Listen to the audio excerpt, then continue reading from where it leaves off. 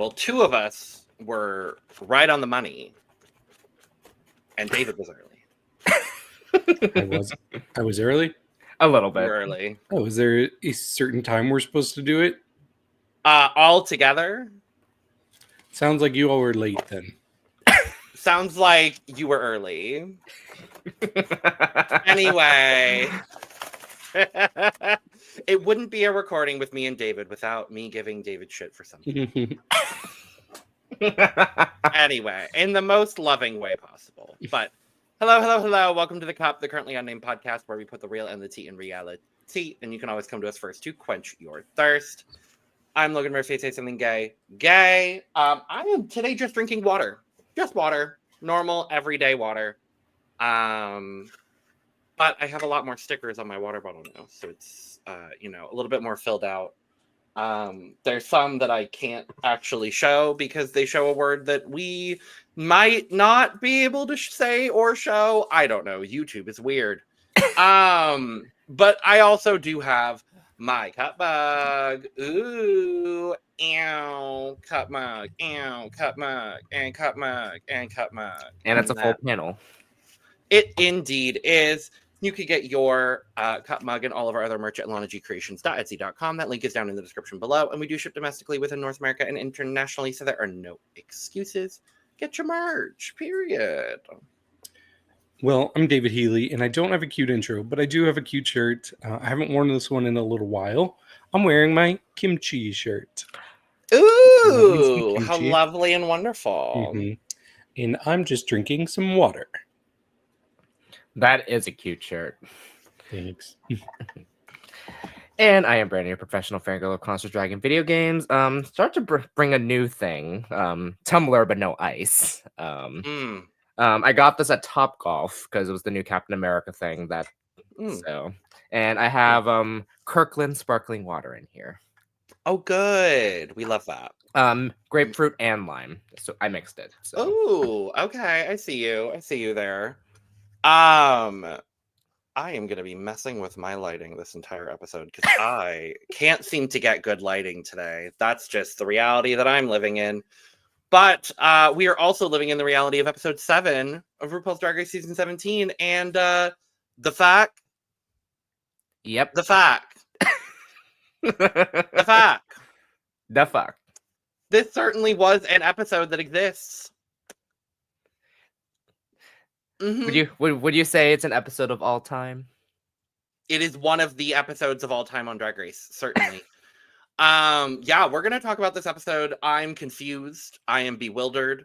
I am concerned, and all of the above. So we're gonna talk about that.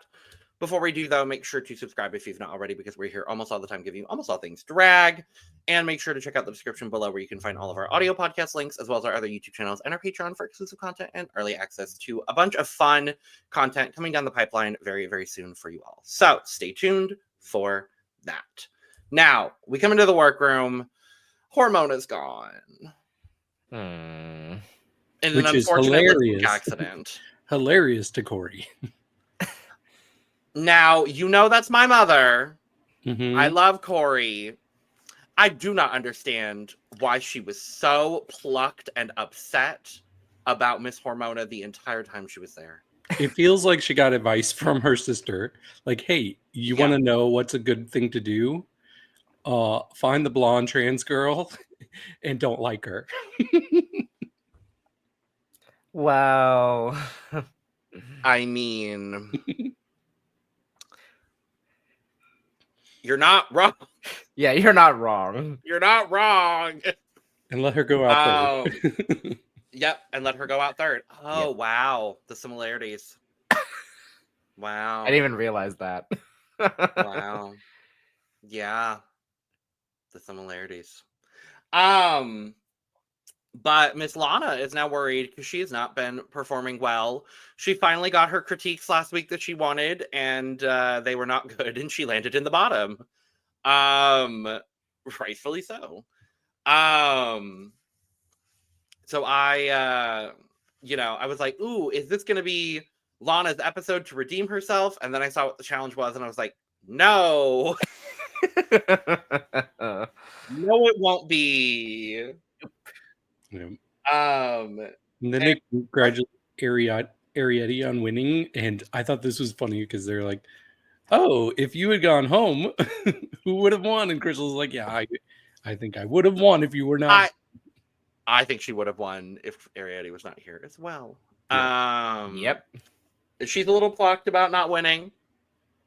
Susie was happy to be safe through this episode, but now she's back to fight all you bitches. And oh boy, she certainly did. Oh yeah. Later on in this episode, we'll talk about it. And then we get this moment. Jules is like, "Oh my God, Lana, you did so great. Icon, blah, blah, blah, blah, blah." And Sam is like, "Icon status? Huh? Where? Where?"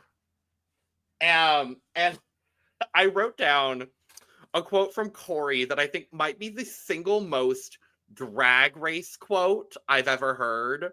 She said, "Some things that the girls are giving are not giving what they think it's giving." And it's like, that is, if you read that statement to a straight person, they'd be like, "What the fuck do you mean? What does that mean?" But yeah. I think she's a tryhard. I'm sorry. She came across such a tryhard this episode, like early on. She's just like, everything she was saying in the confessional, she was just acting like it's the most hilarious thing. And I'm like, okay, this is basic. Try hard. Okay, but also they're the ones that kept all of this in. Mm-hmm. So yeah, they oddly maybe some of the other confessionals that the girls thought were giving were not giving what the girls thought they were giving, David. Yeah, this episode specifically, they gave Corey a lot of confessional time. They did. Which made me think certain things were gonna happen, and then they didn't. And I'm annoyed a little bit. No, I was like ready, and then I was just like, oh. And we'll talk about it. But they come back into the workroom the next day, and Hormona left her confessional bob. She's just leaving her bobs all over the country at this point. There's one in the workroom. There's one at Roscoe's. Are they not the same? No, she has like 6 of them. Oh. See, I thought the one that she gave to Roscoe's was the one she wore in confessionals. I'm pretty sure she had like 3 or 4 at least. Oh. Yeah, she was like, "Who wants the other 3 bobs?" And I was like, "I would like one." I would wear it for this podcast. I absolutely would. I just love that was like, that's the whole lore of it now for this season is Hormona's fuck ass bob. Corey going, "That bob is stiff." Competition. I laughed. Yeah, I did too. I laughed. But it's clearly not stiff. Well, it's a hard front, so it is stiff. Mm-hmm. Well, the hair's not stiff. Yeah, it is. Oh, it was flowing as she was moving it. I don't know. Whatever. Well, Julie, whatever. We find out that the maxi challenge for this week is Snatch Game. As Lexi put it, and I think maybe the most succinctly we've ever had Snatch Game described, a free-form attack on your favorite celebrities. Yep. I loved that description. I don't know. I was a big fan of it. Honestly, it like what it should have been described like for all these years. Yes, pretty much. And yeah, so the whole rest of the workroom part in the interim is everyone preparing for Snatch Game. Susie is really looking forward to getting her 3rd win. She's like, "I could get a 3rd win. Snatch Game is the challenge that I came here to do. This is what I'm here to present. I'm here to slay these bitches." And then she didn't. But I did love Corey putting on a little bit of like, "Ooh, Miss Comedy Queen, this is your thing." Putting the pressure on her. I mean, I'm not mad at that. I'm not mad. Yeah, I mean, I saw who everybody was doing before this episode. Yeah, and when I saw that Susie was doing Ellen Green, and I love doing an impression of Ellen Green in Little Shop of Horrors, was like, okay, I think Susie's got this episode. Like, I definitely would have put money on her based on all the characters I saw. Okay. No, I did too, because we know how she did in RDR Live, so I was hoping like we would get that same thing. Yeah. I was excited. I there were a lot of unique choices for this Snatch Game that I really appreciated. Obviously we'll talk about the whole lineup here in a bit. Anya, I have never seen in 7 episodes Anya Nerve so excited. Oh, it was like, it's Snatch Game. I'm here. It's Snatch Game. It feels like she's finally relaxed. Mm-hmm. And I'm really happy to see it. I don't know if that fight with Lexi last week and like the resolution of that finally calmed her nerve. But I was happy to see it because I really, really liked kind of laid back, chill. Like, I feel like we're finally getting Anya's personality, and I'm really, really happy to see it. Mm-hmm. No, I agree. Especially who the guest judge was. We'll talk about it. And we'll talk about it. And then RuPaul walks in for walkthroughs with Alyssa Edwards. Yep. And Sam's like, oh, the winner of Global All-Stars. And I'm like, wait, when was this filmed? It was definitely Global aired. Yeah. Yes. It was definitely before it aired and before she won. I wonder if they had that as a just in case soundbite. I probably because like here's the thing. Why was Alyssa on here to begin with? Probably because she was on Global. Yeah, that makes sense. Even though she's not super well known for doing great in Snatch Game. But I just kind of like Alyssa being the ambassador of Drag Race and just going to all of the franchises. I wanted to see it keep happening. Are you okay, Logan? Theory is strong with this episode. What's that? The conspiracy theory was strong with this episode. What theory? What theory? Oh, that literally Global All-Stars was set up for Alyssa to win, and there was no universe anybody else was going to win. I mean, we already knew who the top 4 were. They already knew who the top 4 were at this point. So, obviously, she has a shot. They might as well have Sam say, winner of Global All-Stars, or have her also do a soundbite without that line. I'm sure she recorded it both ways. Most likely. Or like what I would have thought was like Drag Race royalty Alyssa Edwards. Because I thought they were going to say that. Yeah. I mean, the theory you don't want to confuse the audience. You don't want to confuse the audience. If she's the winner of Global All-Stars, you have to acknowledge that, even if it wasn't officially announced yet. So it makes sense. The other 3 weren't there. The other 3 were not in the country and couldn't be on. Oh, I'm not saying that they should have been on. I'm just saying the conspiracy theory that it was set up for Alyssa to win all along was strong in this episode. That's all I'm saying. But yes, Ru and Alyssa do their walkthrough. I was happy to see Alyssa. I don't dislike Alyssa. I think Alyssa is a lovely queen. Bringing her in for a Snatch Game, though, is just about as weird as bringing in Vanessa Vanjie Mateo for a Snatch Game episode. Let's be real and honest. Like, Alyssa, I mean, and as she said, she's done the good, the bad, and the yippee-yi-ki-yay. But genuinely, I wish it was maybe anybody else. Like, I just don't love having... Like, why is Alyssa not here next week? Exactly. Why is Alyssa not here next week for the Rusical? She has a schedule. She can't just, oh, guess what? I'll do whenever you want. Oh, wait. She was on tour while this is happening, actually. Yeah. I just realized that. So. I don't know. I just think it would have been a little bit. Like, I just didn't love her. I just love when they have, like, bring in Bianca, bring in Jinx, bring in a Snatch Game winner, bring in anybody. Bianca's was also on tour. Was good. Well... And her advice was good, but it's just like, I don't know that I necessarily want to get a Snatch Game advice from Alyssa, who at best was safe. On at Snatch best was Game. Safe with Joan Crawford. She is never placed above safe in a Snatch Game. And quite honestly, she should have gone home the first time for her Snatch Game. She did win this Snatchler of Love as Annie Oakley.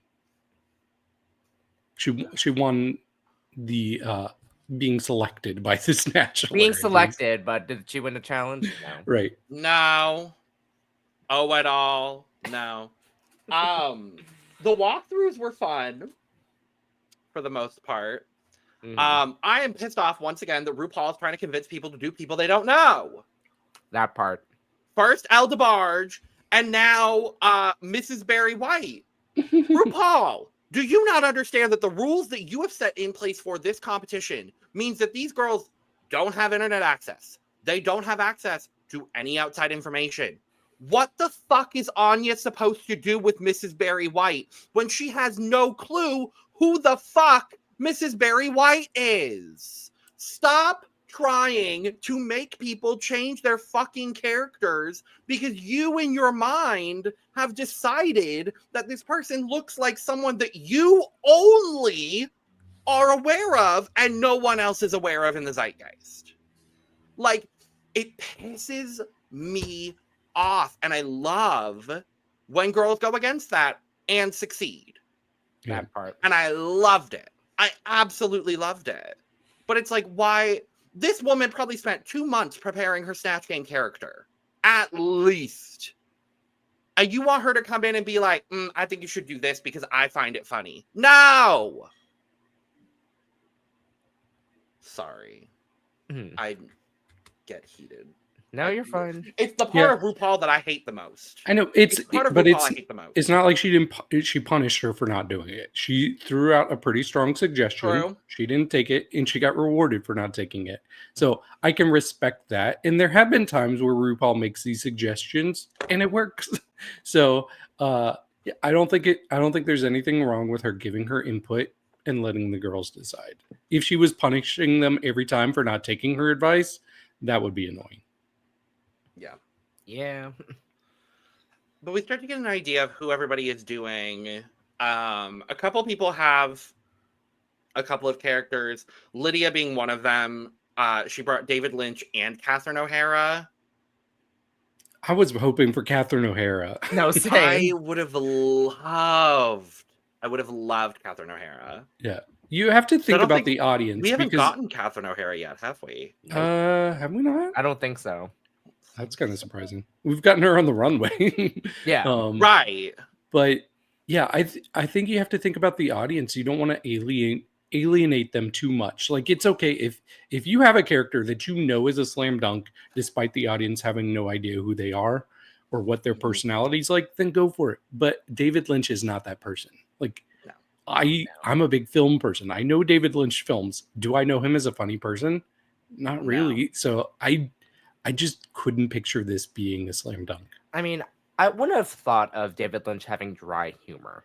Like, that's what Drew said. I'm just like, are you sure about that? I know he's a legendary director. But what I loved about this whole setting was the fact that Corey asked Anya, like, who's David Lynch? And then Anya who's says, Dave Lynch? Who's Dave Lynch? Who's Dave Lynch? And then Anya says, all I heard Lynch, and I was just like, oh my God. I live. I was like, Anya giving us comedy. Thank you, Anya. She should have saved that for the Snatch Game. Right. Especially because she was 2 doors down from him. Right. Like, no, literally. Now, would that have made sense as Eddie Murphy? I'm not sure. Mm-hmm. I mean... Sure? I don't know. No, I don't think it would have. Mm-hmm. No, I don't think so either. And still on topic of Lydia, like when Rue was calling for Lydia Butthole Collins, and Alyssa said, "Who is that? Who was that again? Who was that?" Okay. Everyone's so gooped about Lydia Butthole Collins, and I live for it. Yeah. And then I think it's the second group goes up, featuring Miss Corey King. And RuPaul just clocks the hell out of her going, why have you worn this same shoe every week? And then proceeds to go into her station and grab the shoe. Gooped. I didn't get what was so hilarious about this though. Like Corey was the fact losing that her RuPaul mind. is Like calling her out in this moment, and then went into it. RuPaul went into her station. Like it wasn't like, oh, one of the girls go get it. Oh, Corey go get it. No, Ru went like that's Ru a got cat. it. RuPaul is touching my shoe. Like, it's the same shoe every time because she covers it up. The same well. style. The same style. It's the same style shoe, but she has worn that orange shoe a few times. Okay, I was going to be really impressed if she transformed it every single time, and I'm like, wow. No, I don't think so. I think that's just the style of shoe that she has a lot of that she brought to Drag Race, clearly. But no, she's worn that orange shoe a few times. Nothing wrong with that. I don't care. No. Like, anytime they go in for the girls for the shoes they're wearing, I'm like, who cares? That's not what it's about. This is Ru's version of Mama Pow's the shoes. The shoes, like I don't kid boots. I mean, if you're here's the thing though, if you're gonna get on if you're gonna get on Corey for wearing this same shoe, can we get on Lana for wearing the same shoe? Because she's worn that clear stripper pleaser. And honestly, I love Lexi, but get on Lexi too. Like, not every look is gonna look good with a clear stripper pleaser. Like,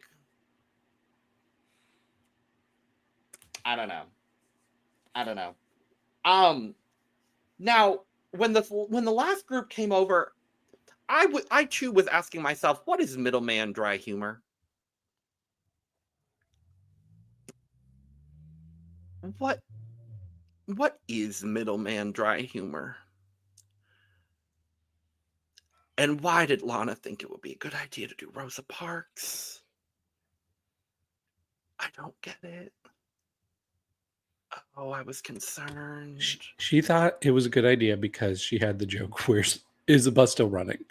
I am convinced that is the only reason she chose this character, because she's like, oh, I know I can use this line. Is the bus still running? And that's it. Now, okay. The middleman dry humor thing, I'm just like, I don't know where like comedy has gone the last couple years, to be at least. It's just like I'll be honest, I've seen like a kind of a downfall when it comes to like just comedy in general. So I'm just like wondering why like this is being brought up now.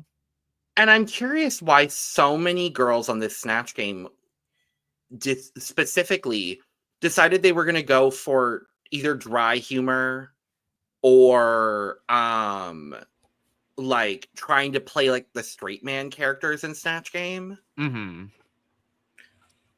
Can we be real about something? I think people have taken dry humor to mean I'm not very funny. So my humor is dry because it's not existent. And I think that's how most of the people are using it these days. Yeah. I agree. I'm not funny, so it's dry. Yeah. And that's not what dry humor is. I guess. I don't know. I mean, when it comes to this, like I seem when it comes to dry humor, like I see that more within dark humor than dry humor. Like, I don't know how to describe that, but like, but that's where it's getting at to me. So it's like they want to be dry because like they want to be a little like, I guess, dark per se. But I don't know. We'll talk about it because it did not work for several people for me. Yeah, absolutely not. Also, what was it that Anya had on the table representing Eddie Murphy? Was it like a bracelet? A gold chain and a mustache. She had this little tiny pile of stuff representing Eddie Murphy. I'm like, why'd you even bring that over there? No, she had the outfit too. She did? Yeah, she had the outfit right next to it too. I thought that was for somebody else. Okay. No, I think that was just the outfit. Okay, I thought those were her two options. She had one pile of clothes and then like a chain. Well, I don't know. Physically, you don't have to do much to do Eddie Murphy. Yeah. But was that? Oh, Sam also had two options. Obviously, the person she ends up doing, and then also one of the girls from Toddlers and Tiaras. And I was like, thank God we didn't have to hear that fake put on accent the whole time. It's like, thank you for making the right choice, Sam. What kind of accent is it? I don't know. Like child voice. Child voice. Like Southern child pageant voice. Like think probably would have been doing Honey Boo Boo. It probably would have been similar to what how she already speaks. But like 2 octaves higher and acting like a child. I'm like, I didn't need 2 babies on this panel. I barely needed 1. We like Honey Boo Boo Eureka's, right? Objectively speaking, it's a good. That was not a negative comparison. Oh, okay. Yeah, that was not a negative comparison at all. I'm just saying. Yeah, I got what you're saying, because like if we got to hear like that version, I was like, oh god, like this would have been a bit kind of like a worse temper tantrum, like what we would have. And so I'm kind of like, it was a little bit like America's princess. No, fuck that shit. Absolutely not. I probably wouldn't have made it through the Snatch Game if that's what Sam was doing the whole damn time. Like, does that kid have a speech impediment? I don't know the kid. So I don't know the kid either. That's the way Sam played it in the 3 words we got of that character. So I don't know. Do we want to talk about the Snatch Game? Do we want to talk about the workroom situation that barely happens and then do that? You decide. Let's talk about post Snatch Game real quick, because literally it's Crystal needs to let loose. That's all. That's the number of times she said let loose in this episode astounded me. And Miss Susie thinks she is in contest for the win for the challenge, and all of the other girls are like, really? You think so? You think so? Girl, you think so? Yeah, I was surprised by how confident she was after Snatch Game. I'm like, you can't read the writing on the wall that was not great. No. Yeah, she can't. And I respect Sam for being the person who's like, I'm going to actually say something to her instead of just talking. I loved it. And the way she did it was so funny and so kind of mean too, because she goes up there, oh, I was surprised by how well I did. And they're like, yeah, I was surprised too. You did great. And then she says, I was surprised by you, Susie. And Susie's like, thanks. Not in a good way. Again, that's a little bit of that she-devil blood in her. But that's more, it feels more endearing about it for some reason. Yeah. Like she may have the she-devil blood, little bit. But it's more endearing. A little bit, definitely. And I love they're talking about things, and Corey's just like, what are y'all saying? And Sam's like, oh, her Snatch Game. How'd you think she did? And Corey was just like, it was shit. Dry humor. That's dry humor. Now that's dry humor. And it is funny. Not always. But most of the time it's funny. At least to me. But that is all we had before the runway. So I think we should just go to the runway. Let's do it.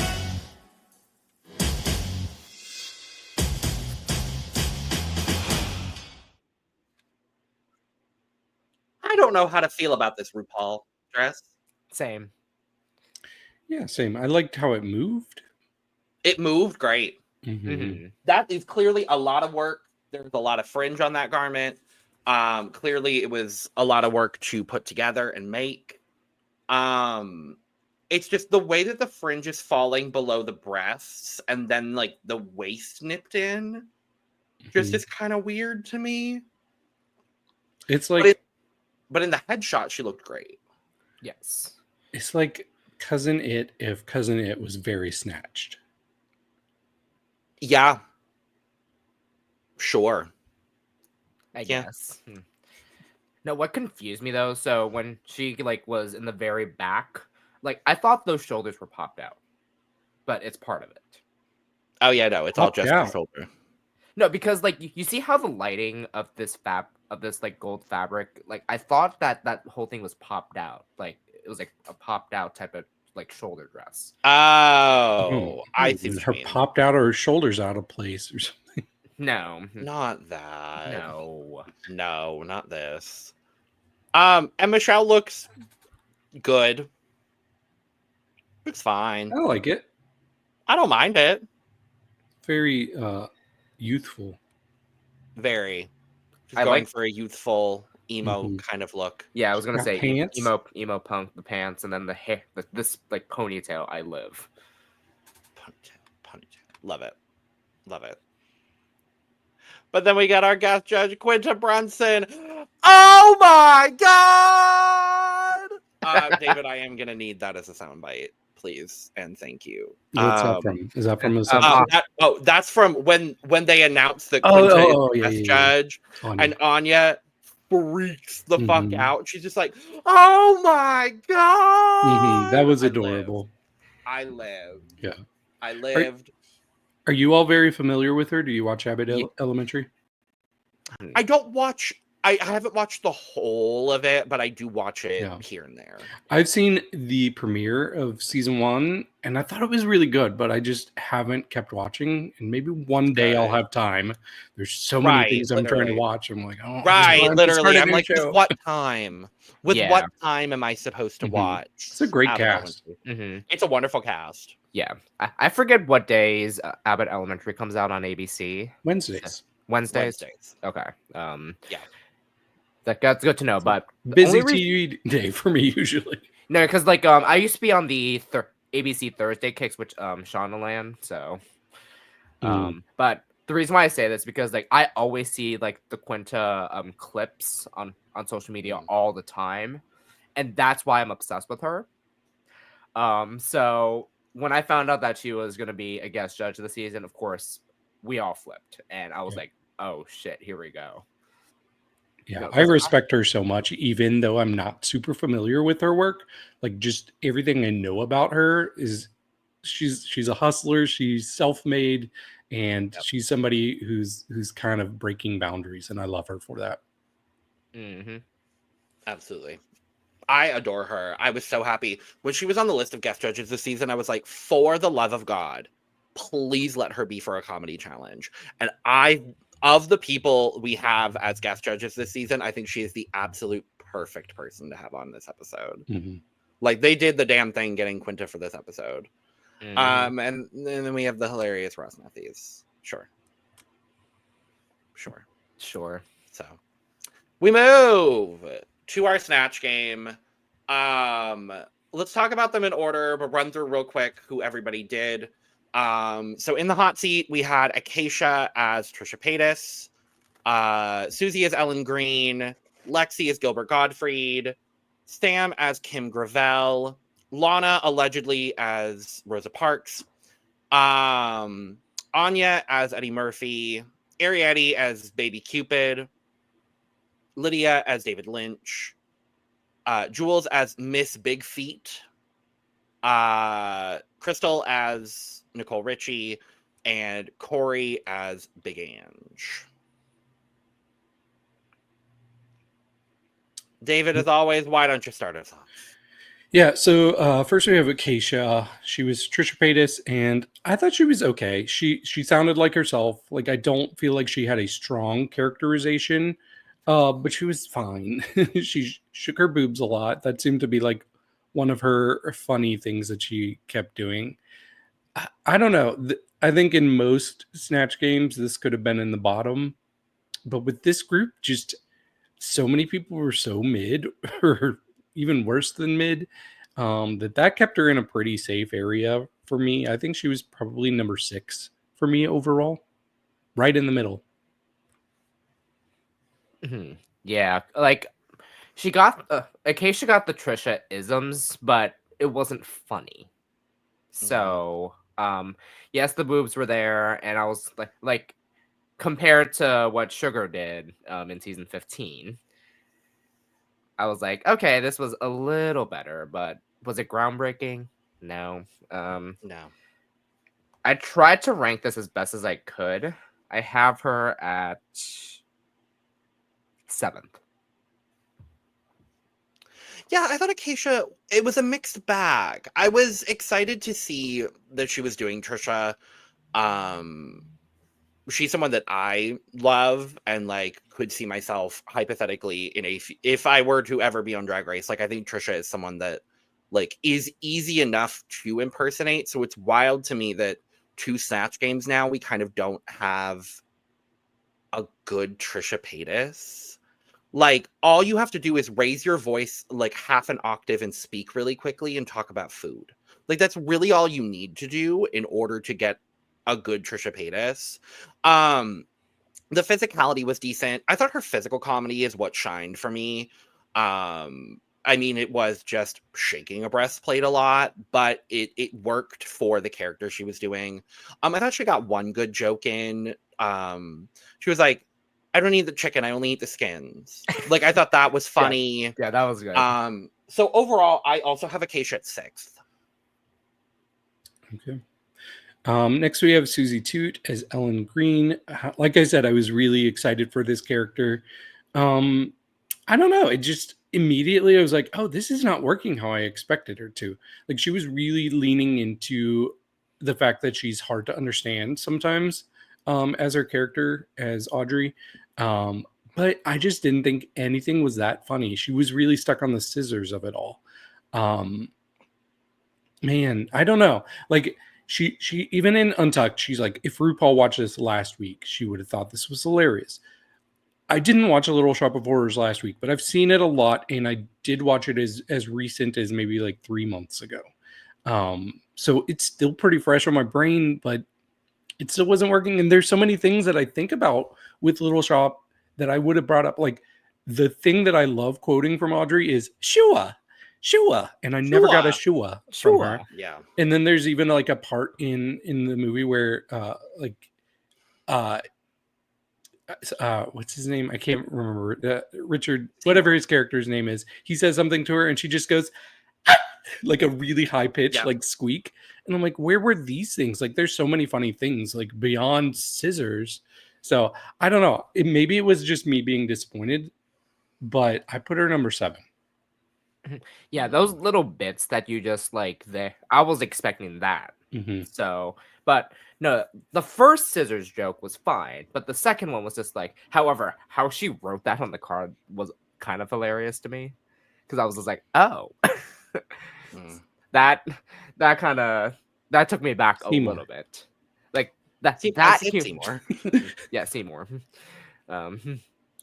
Suddenly Seymour. Come on now, David. Yeah.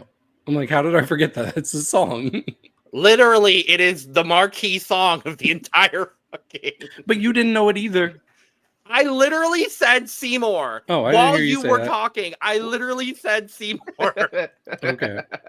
Well, you should have waited till I wasn't talking. Whatever. Sorry, Brandon. Go ahead. You're fine. So I had Susie at 8th here because like she did like start okay, but then it just went ooh. All right. So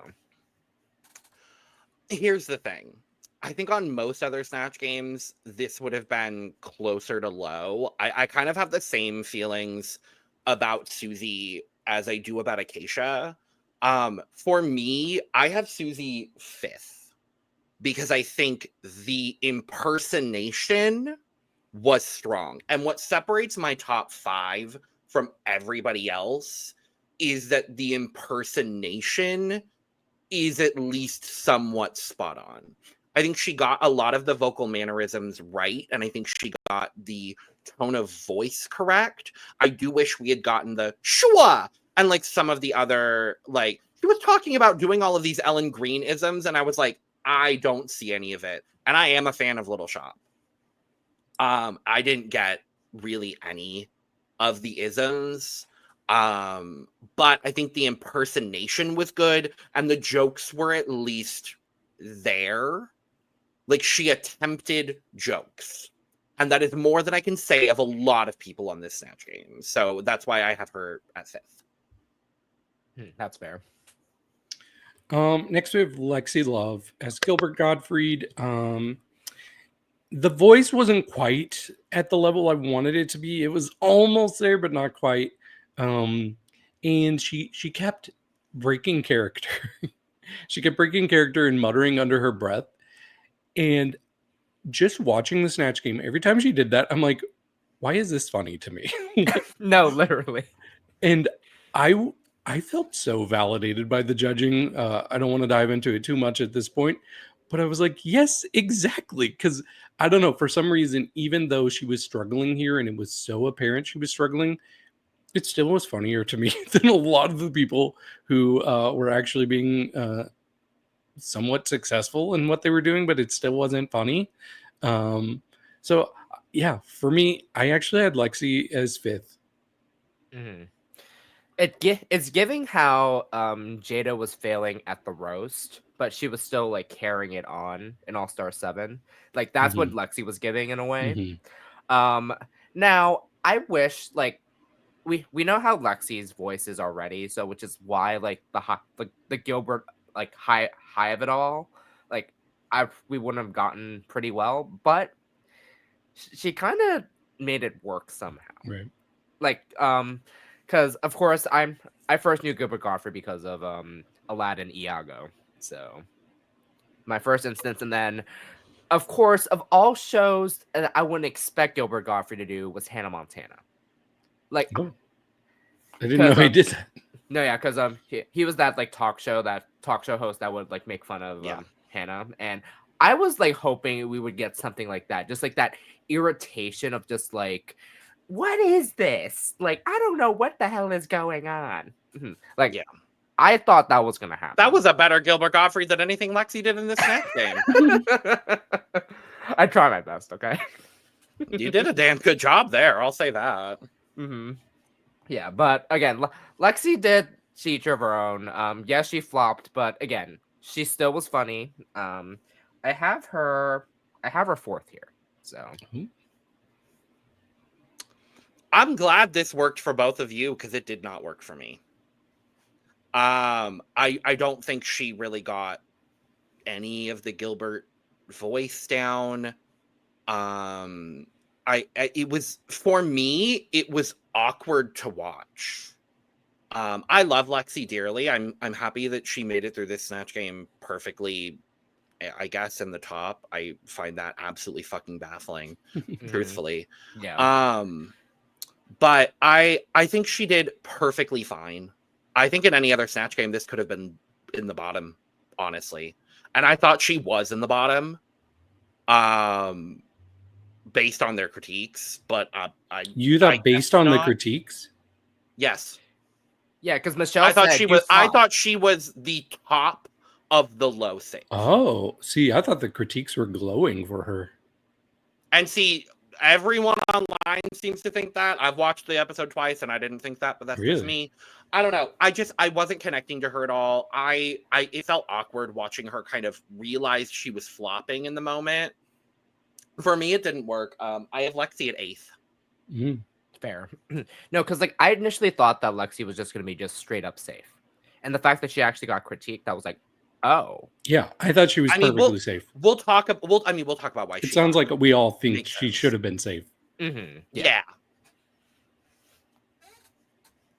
Oh, back to me. It sure is. Yes. Sam was Kim Gravel. Not Gravel, like I would have thought. Nope.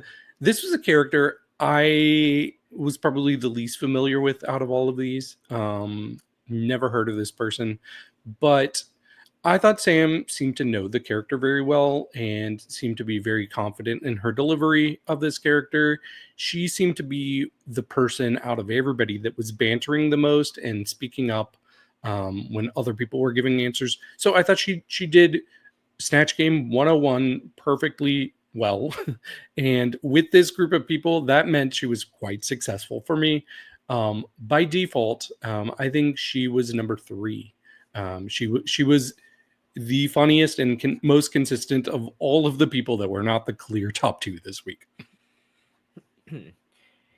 Yeah, for me, this was like, it's weird to say this, like a perfect streamline. Like she kept the flow, and it's just that, like, yes, it was funny, but like, of course, there were 2 others that was funnier to me. She was also 3rd for me as well. She was giving because Kim Gravel she was giving the same energy as what Katya did in her first Snatch Game. I forgot who. Susie Orman. Yeah. So Susie Orman. So that kind of gave me the same energy. But obviously, to me, like it just was like a perfect streamline. It worked, but I was keep picturing somebody peeing every time you're talking about a perfect streamline. Oh my god. Well, that just shows your brain, David. I guess so. But that's not what I thought of. No, because like you can tell how concise Sam was. So and the judging as well. Like you can tell like where like they said it worked, but they wish that she did a little more with that. Yeah, I think Sam did a really good job here. For me, I think there were 4 people that really stood out in this Snatch Game for me. I have Sam at 4th. And my 3rd and 4th are very, very close because I think they equally kind of, like, I would maybe even go as far to say joint 3rd. I am going to say Sam 4th because I think she was obviously very prepared. She was one of the most prepared here for me. I thought her canned bits that she brought in were really good. Her interjecting into conversations I thought was really good as well. I'm a tight 12 and a loose 14. Like, I think that's a fun joke. I think she had her bits ready. I know who Kim Gravel is, so I had at least a context for the character. I think she could have pushed the vocal impersonation a little bit because Kim has a bit more of like a nasally tone with which she talks.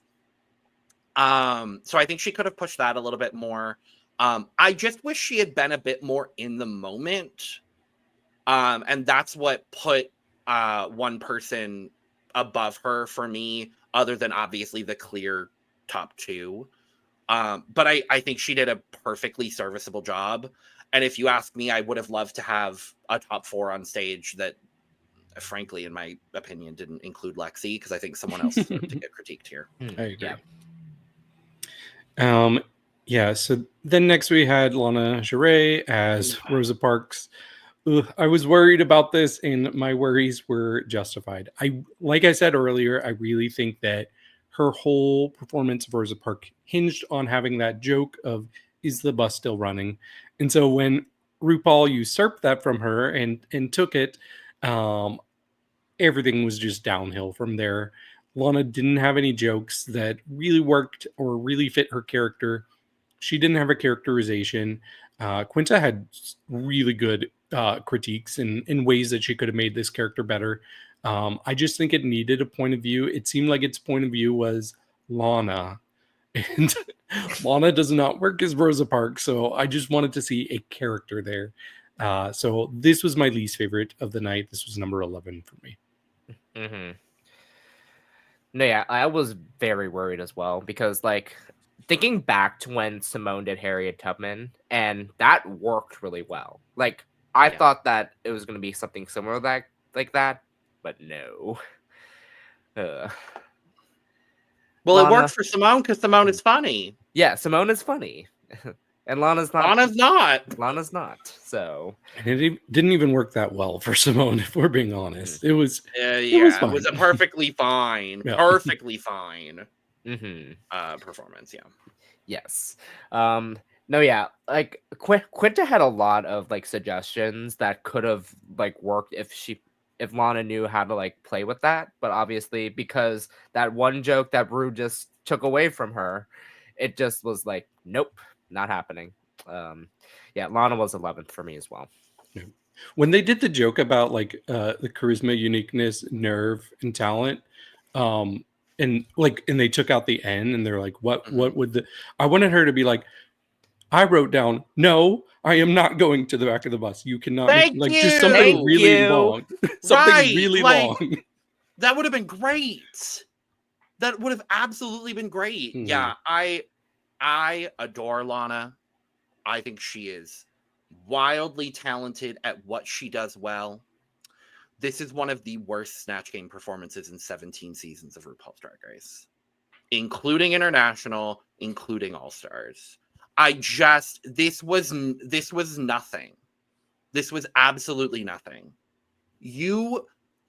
I'm so confused because, frankly, her mother did a perfectly serviceable job in Snatch Game, but came prepared.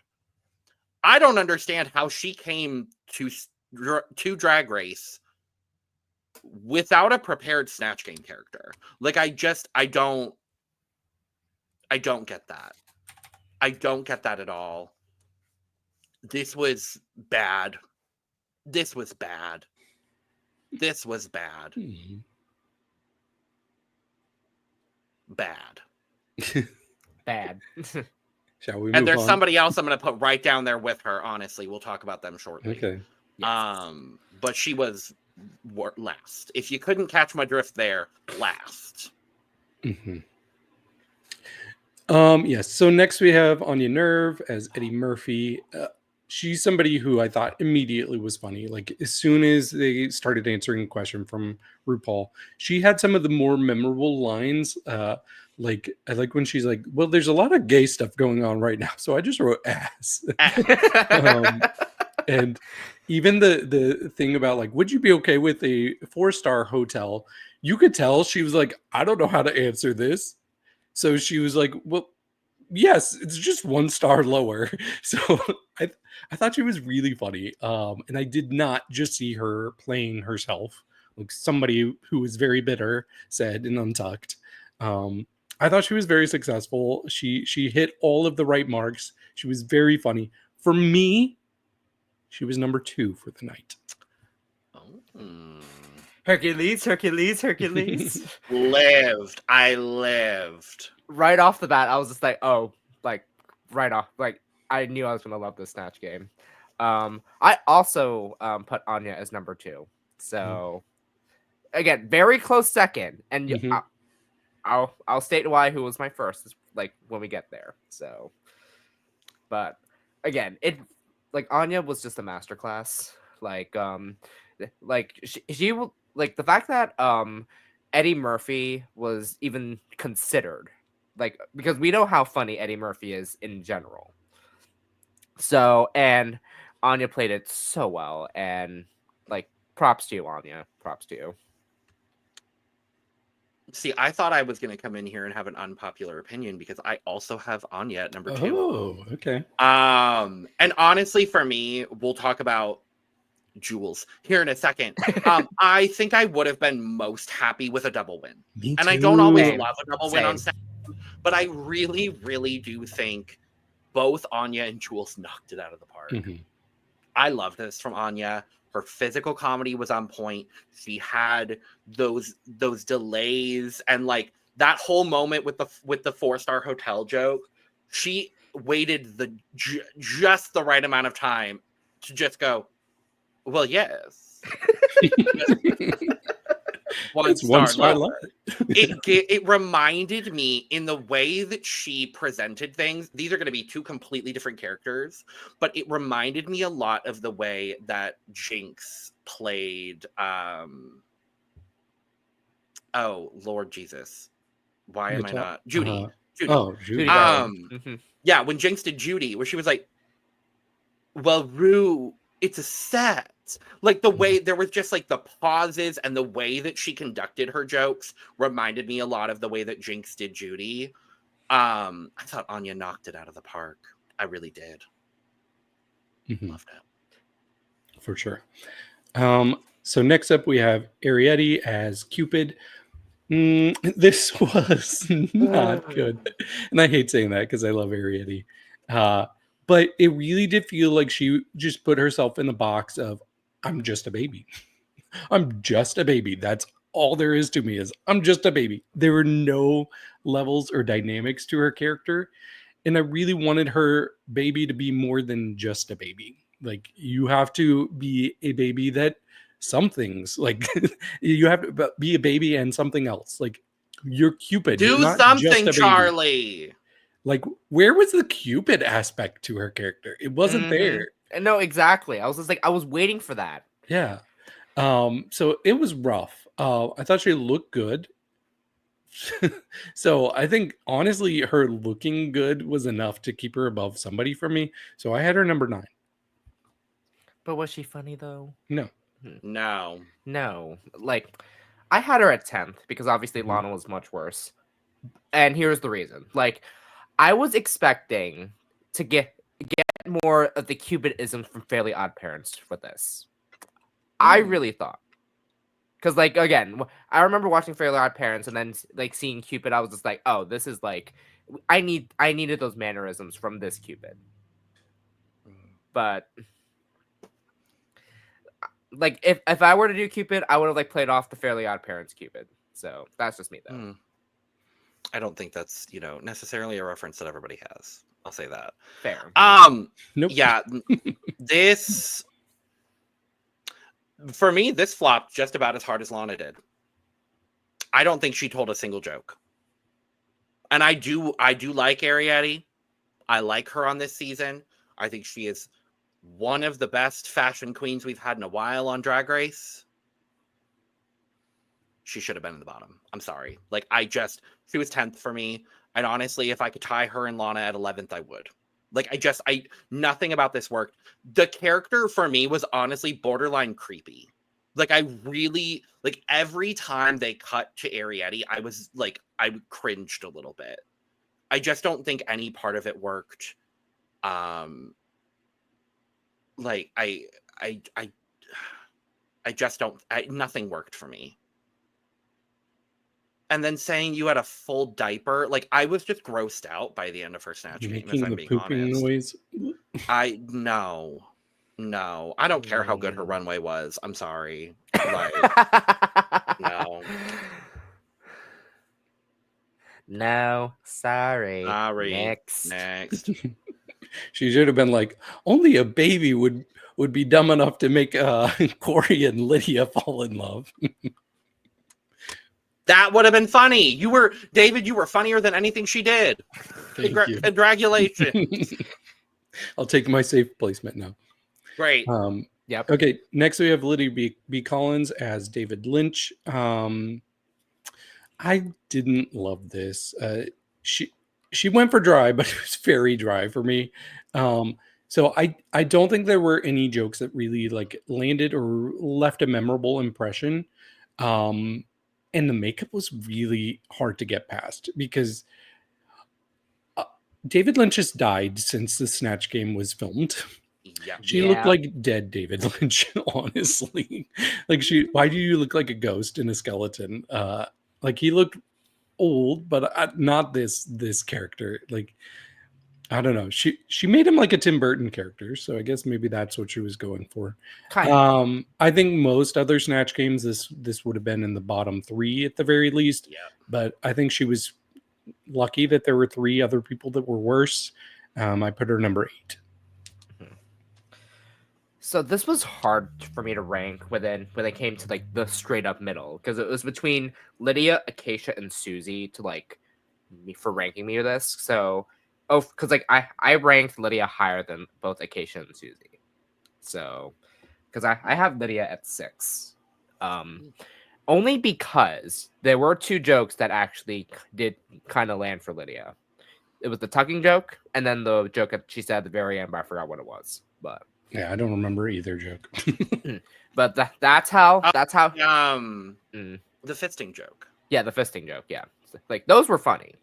It seems like you're a little obsessed with buttholes. Oh. Mm-hmm. Yeah, I mean, it worked, and again, the tucking joke was actually pretty funny. So it wasn't that bad. Like by like this dry humor she was trying to go for, like, and I agree. Like, she looked like Dave, because David Lynch, like, unfortunately recently passed, and was just like, was this an unfortunate foreshadowing? Oh Lord, not this. And I don't want to bring that up, obviously. Mm-mm. And it's like, so hey. Yeah, this, I thought at least that she attempted jokes. And there was an attempt of the joke. The intro joke that she had, I think, was decent. The tucking joke was good.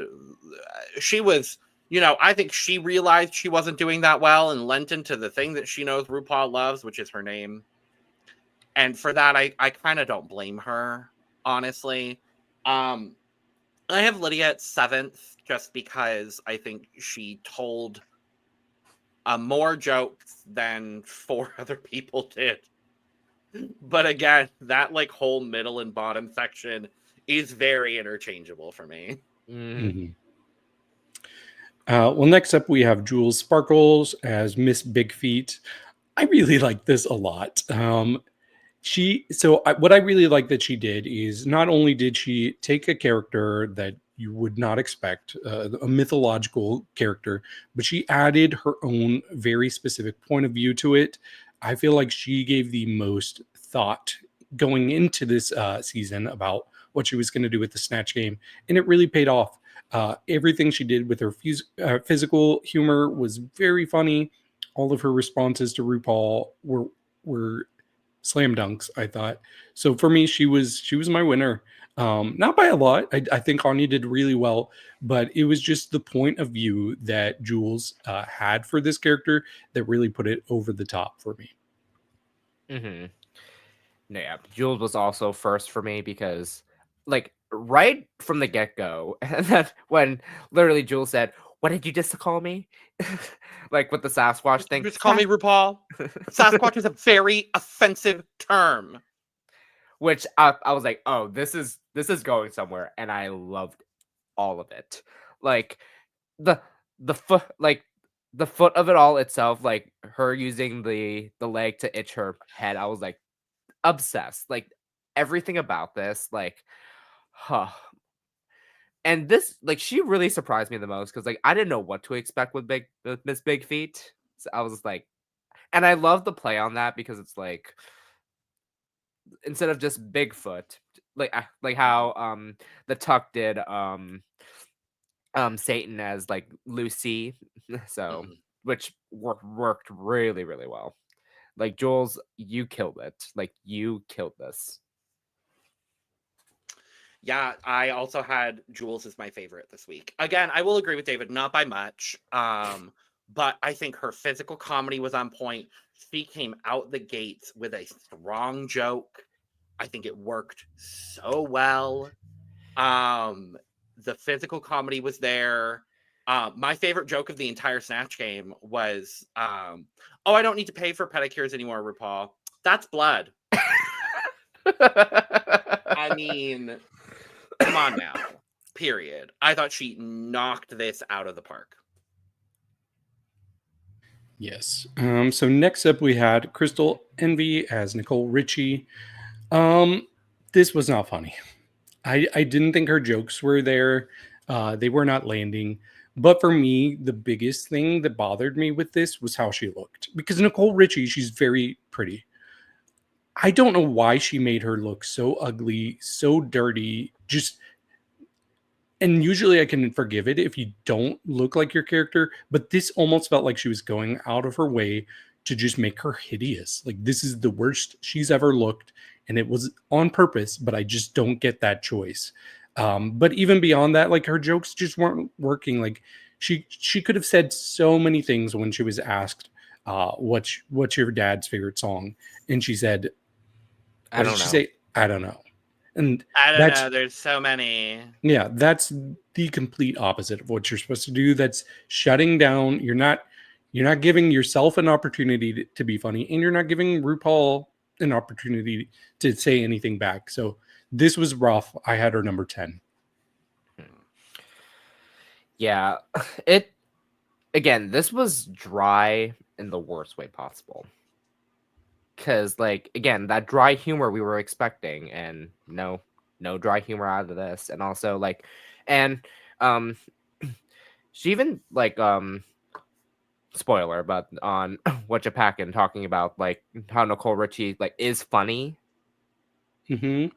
And, like, but Crystal didn't give any of that. Like, but honestly, though, like, it still wasn't as bad as Lana and Ariete. I had Crystal at 9th.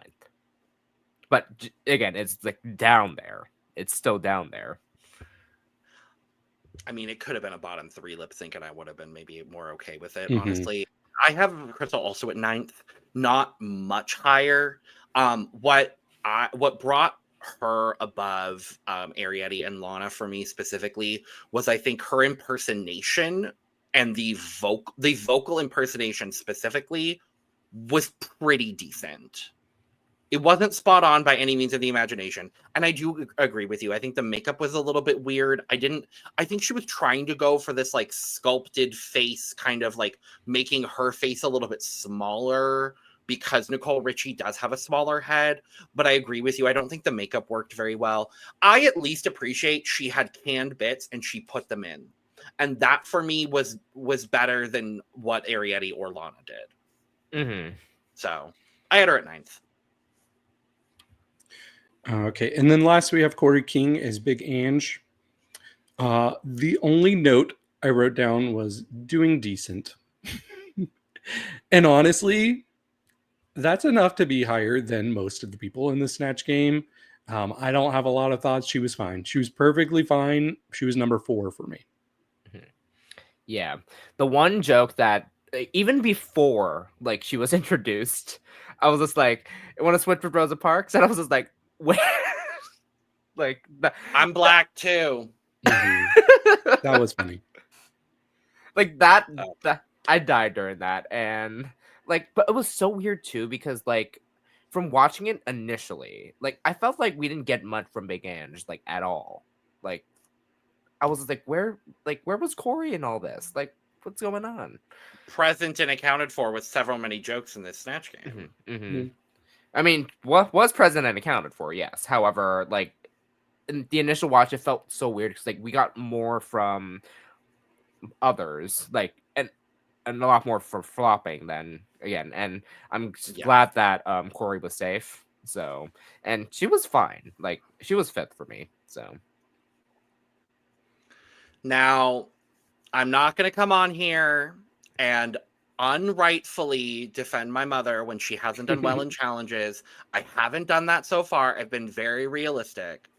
For me, Corey deserved to be in the top for this Snatch Game performance. I have her 3rd in my ranking because I think, other than the obvious top 2, I think she had the most solid jokes, and I think she was the most in the moment of anybody else in this Snatch Game. I mean, you started out with her with the Rosa Parks joke, knocked it out of the park there. She's commenting on what RuPaul is wearing. There was a lot of good banter between Ru and Corey in this Snatch Game. I was very worried because Big Ange for me was an untouchable character prior to this Snatch Game. I don't think Corey did as well as Pearl. I'll say that. But I do think Corey did a really good job. I quit smoking a long time ago. Cue the cigarette. Like the physical comedy was there. She had her bit that she stuck to with Big Ange, but it was successful. It was funny, and she made me laugh. So I have her at 3rd. And I think we'll talk about the judging here in a second, but I really do wish Corey got praise for this Snatch Game. I'm glad that in Untucked, Quinta did give her praise because I think she deserved that. Mm. But I think it would have been easier to just have 2 tops out there than to have 4 tops out there, personally. I agree, but when you're gonna have 7 people out there in general, like I understand why they did what they did, and we'll talk about it here very shortly. But I just wish, frankly, I wish it was Corey in the top getting that praise, except instead of Lexi. Yeah, same. Mm-hmm. I do have our average rankings though.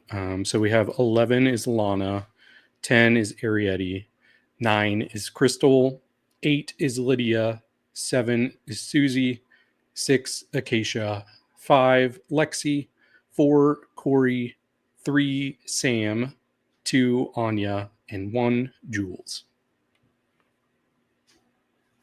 All right, pretty spot on. Mm-hmm. Yeah. Mm-hmm. Pretty spot on. Yeah. Decent. So we get our judging. The safe girls are called, and it's Lydia, Corey, which really upset me, frankly, because like I said, I think Corey should have been in the top. Acacia and Susie. And Susie is plucked. Mm-hmm. Susie is mad. Susie is angry. For what reason, girl? For what reason? She reminded me of Lana being mad about not being in the top literally. When it's like you might have been closer to the bottom than the top. I think she was just perfectly fine in the middle. I agree. And that's where we had her too. But we end up with a top 4 of Sam, Anya, Jules, and I guess Lexi. I think the reason why they put Lexi on stage for critique is because up until this episode, the only 2 queens that had not received critiques were Jules and Lexi. Oh, really? Yeah. Even though Lexi has a challenge win, those are the 2 queens that have been safe every episode since the double premiere. So I understand them wanting to give Lexi critique. I get it. I understand it. But I still think Corey should have been top. Like, Lexi has a challenge win. I don't know. Like, I'm glad that Lexi got critique. I love Lexi. I love Lexi down. But I just, like, I think, and for me, again, her Snatch Game didn't work for me. So when she was called, I was like, oh, okay, there's a bottom 4. And fully, until getting ready to record this podcast, I was like, oh, okay, good. Yeah, Lexi's getting a low placement. Cool. We'll get a little bit of shake up for her track record, whatever. High? In the top? Lexi Love in the top? No. Not for me personally this week. And I love Mother. I love Mother dearly, but not this week for me. And then we get our bottom 3 listed as Ariete, Crystal, and Lana. Correct. Untucked happens. And Miss Suzanne Elizabeth too is upset and angry, and specifically is calling out Anya, saying that Anya was just kind of playing herself. I did not get that. I was like, no. I didn't either. And I will say, Susie has put it online, and I appreciate it because a lot of people are coming for her. And rightfully so. I didn't agree with the comment that Susie made either. But Susie did clarify that as soon as the top and bottom girls came into Untucked, she pulled Anya aside and apologized immediately for what she said. Okay, well, that's good. So, because honestly, Anya's been the biggest cheerleader for Susie this whole time. Cheerleader for Susie. I was like, oh no, Susie, don't do this. No. Yeah. But I'm glad to hear. And they had no issues. Anya replied and was like, I love you. We're scissors for life. I do appreciate it. That's cute. Truly, Anya Nerve has been the surprise of this season for me. She really has. Like, I can't think of the last time I've been so wrong about a person preseason, because I was like, oh, she's got to be an early out. And here I'm sitting here saying she's my favorite this season. Yeah. Quinta coming back was also really cute, and I like that she was telling Anya. Was it on the stage or was it in Untucked when she was like, "I could see you could host SNL." It was on stage. Okay, yeah, I thought that was so sweet. And I mean, like, she kind of has already. Just wait until this came out, Quinta. I hope you watched. But no, I think she's one of the sweetest people that's come back in Untucked and given. I really appreciated that she also gave commentary to 3 of the 4 people that we saw. 3 of the 4 people that were safe. Because she was like, your big end was incredible. What do you think you were doing Gilbert Gottfried's voice? And I love it was so subtle shade towards Lexi, but like, did you think you could do Gottfried's voice? I lived, I died, I lived. And then said the Ellen Green was remarkable, I think is the word she used. And none for Acacia Forgot. She forgot that Acacia Forgot was in the Snatch Game. Oh, jeez. Oh. Acacia still fighting the odds and managing to survive each week. Well, we'll talk about that runway because later. Oh, well, I'm very excited to talk about the runway. Yeah, and then she does a spot on Cheryl Lee Ralph impersonation. That was good. Spot on. I was like, Quinta Brunson, congratulations, you are the winner of this week's Snatch Game. Like, truly, honestly, and genuinely, work, diva. You did the damn thing here. But we should talk about our results. We talked about the top 4 that realistically probably only should have been a top 2. But Jules and Lexi hadn't gotten critiqued yet, so sure, I guess. But our winner is announced as Miss Anya Nerve. Completely deserved. Completely deserved. Yes. Completely deserved. Did anybody else expect Jules was going to get a win too? Because I really thought they were going to. I thought it was going to be a double win. I hoped. I don't know why they didn't do a double win. Frankly, I don't get why they didn't do a double win. I will say, like, if I were making, if I thought it was a tie and I were making runway the tiebreaker, I did like Anya's runway better personally. So I won't be here for look over here to discuss that, but for me, I really liked Anya's runway. This might be my favorite thing she's worn so far. I think I agree. Our bottom 2 ends up being Crystal and Lana.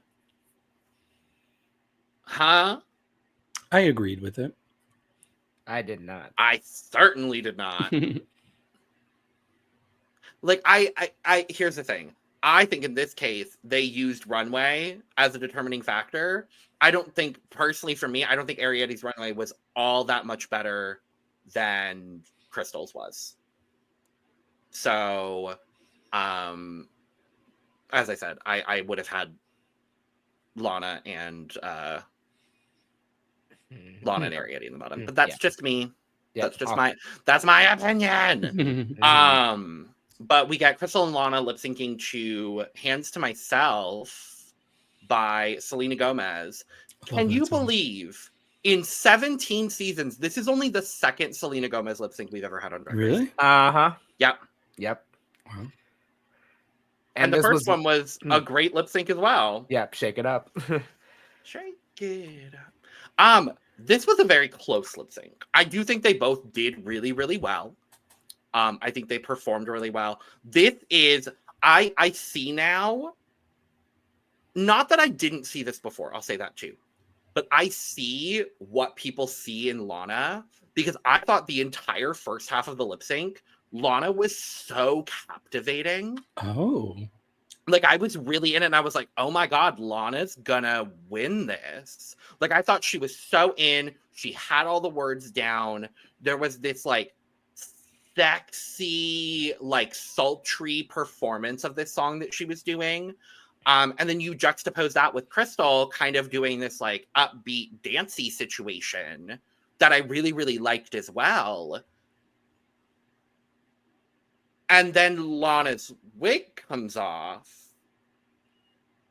And I was like, oh, okay, so Crystal's going to win. Cool. Got it. Great. Yeah, it's funny because the first half, I couldn't stop looking at Crystal. I was like, Lana's not there for me. I thought it was a knockout at first. But as we kept going along, Lana kept doing things that would draw my attention back to her. And I'm like, okay, now you're making this a fight. Now it's really close. In fact, I started to think Lana might have been passing Crystal until the wig came off. And I'm like, okay, she's not going to win. I appreciated that she went hard enough that her wig would come off. But for me, it was not enough to win the lip sync, and especially with the wig coming off. But I also thought Crystal really had the musicality down. Like, she was moving her body on specific things that the music was doing. And I'm like, okay, you understand like every bit of the song. So for me, I thought Crystal definitely won this lip sync by the end. Okay. This was weird for me because like David, Crystal had my eyes drawn in the first half. However, throughout the lip sync, you can tell how the song is going. from the get-go, I was like, oh, Lana's got this. What killed it for me, kinda, it was when Crystal bumped into Lana the second time. Because the first time it was under the legs. But the second time was when accidentally bumped, and then Lana was like, "Oh, you wanted this to be a fight now." So, and then when both times were Lana's doing, I'm sorry, like, yeah, huh? Okay, girl, go off. It was odd because I was just like, "Oh, where is this going?" And then I thought it was over when Lana's wig fell off. But when Lana put her wig back on in the exact position, I was like, how? Like, the wig never came off. I was like, how? How? I mean, she is talented. I do think she lost this lip sync. But they kept her. And they sent home Crystal. I was honestly shocked. I mean, I'm not mad because Lana's on my team and I like her a lot. Like as a person, I've connected with Lana more than I've connected. There's something about Crystal I cannot like. There's something that it's not that she's unlikable, but she's not likable. She's just such a personality that I can't get into. It's interesting because I remember you feeling the exact same way about her sister. I remember you feeling the exact same way about Jasmine. Jasmine Kennedy. Oh yeah, I mean, I was like I'm thinking about it. I'm like, you had the exact same feeling about Jasmine too. Had another dynamic too, in that she had the beef with Daya, and Daya is somebody I know personally, and Maddie. So yeah, so I just couldn't. Sure. That was hard to get past too. Gagged. I think it honestly, like, and I do like Lana. I think Lana is a very talented queen. I think it's a damn shame that we've lost Crystal Envy here. Honestly, I know. I think she's so remarkable, so consistent, so like just good at drag, and it's a shame that we've lost her this early in the competition when I think there are several other queens, and I will say Lana included, that I think probably should have been eliminated before her.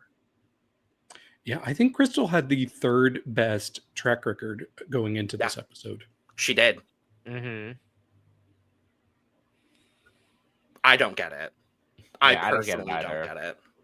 But hey, it's going to leave people wanting more for her, and I hope she's able to get all of the love that she deserves. Not only is she going to be on, I was going to say there's two big things coming out of this episode, and one is Crystal's on Denali's YouTube channel, I think, come Monday. Oh, Werk. And then as we were doing this, someone sent me a message saying that Acacia did a collab with Trisha Paytas, which I think is iconic. So I'm very excited to watch that. I'm very excited for that. Oh, I can't wait for that.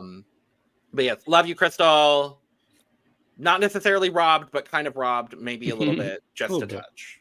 Just a touch. She's going to have that plasma effect of people being like, you went home too early. So that's not a bad thing. Yep. The plasma effect, the Jan effect. What is it about white girls from that area of the United States of America? I guess. Jasmine. Well, Jasmine was in the bottom several times at that point. But with that, Brandon, you just cannot catch a break in these drafts. I know. This is actually impressive. There were 14 queens. 4 people are gone. Somehow, Brandon managed to draft 3 of the first 4 people out. Somehow. And you know what? You're still not that far behind me. Because Brandon finishes the draft off in the 8th place with 31.5 points. I have 34 points, so I'm barely ahead of you, and I have 2 people left. They were both in the bottom 2 this week, but then we have at 6th place is Sugar with 45.5 points. Logan is now in 5th place. He bumped up a spot at 47.5 points. Thanks, Lana, Sam. Yeah, the top 4 remains unchanged. Lana, 51 points. River, 3rd, 53 points. Kamori in 2nd, 61 points. And Brooke in 1st place with 69.5 points. Nice and a half. Nice and a half. I love that. Literally nice and a half. Next week is the Rusical with 10 people. Ooh. I mean, there's a lot of characters in Wicked Wiz. The Wicked Wiz of Oz is our perfectly timed Rusical. I'm excited to see it. And I'm excited to see Jules and Corey fight next week. I think it's going to be so fun. I can't wait. I cannot wait. The fight for the good witch. I know. Is there going to be like a Miss One type of character? Because that's what I need Anya to be. Like, I feel like she would play that character perfectly. Probably. So I hope so. We'll see. We'll see if there's any type casting going on. But with that, that's what we've got for this episode. So thank you for joining us for this episode 7 recap for RuPaul's Drag Race season 17. We will be back next week to dive into episode 8, all about the Wicked Wiz of Oz and everything in between. If you want to check out our thoughts on the runway, make sure to go check out our Look Over Here episode where we will be diving into some nails. Because if you're not wearing nails, you're not doing drag. Subscribe, like, and share on the way out. Check out the description where you can find all of our audio podcast links, our other YouTube channels, our Patreon, our social media, and where you can get your merch, including but not limited to cup, mug. And with all that being said, we are going to go ahead and get out of here. So, cheers! Cheers. And under no circumstances should you forget the Ella. Thank you.